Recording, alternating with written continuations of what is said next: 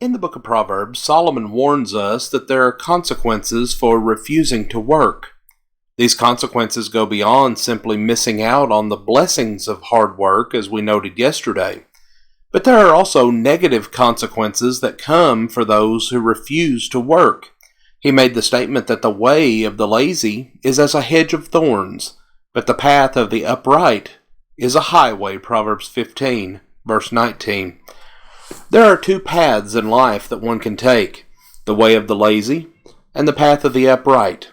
In context, the upright is one who is a diligent worker. One who is lazy tries to avoid the hard work in which the diligent man engages. Yet this verse mentions the difficulties that come from laziness. The path of the diligent man is a highway, clear and easy to travel, but the path of the lazy man goes through a hedge of thorns.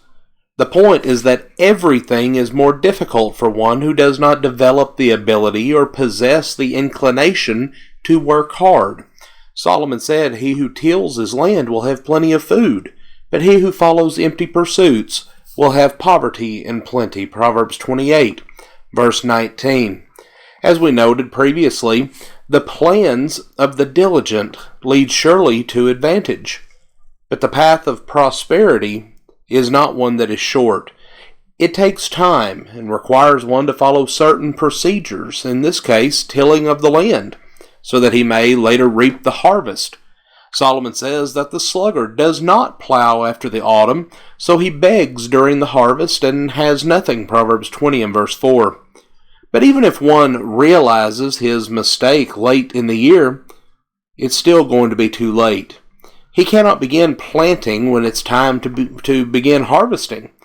Often when one does not do what needs to be done in the proper time, then he will suffer as a result of it. Laziness casts into a deep sleep, and an idle man will suffer hunger, Proverbs 19 and verse 15. Solomon then says in Proverbs 18 and verse 9, that he also who is slack in his work is brother to him who destroys. There is a similarity between one who is lazy and one who is a destroyer. One is actively tearing down what is all around him, one who destroys. The other is passively destroying, one who is slack in his work. But the next passage explains how one's laziness can be destructive.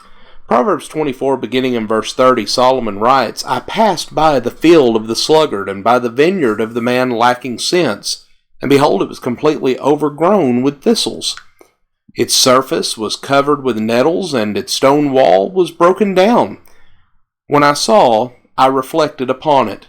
I looked, and I received instruction.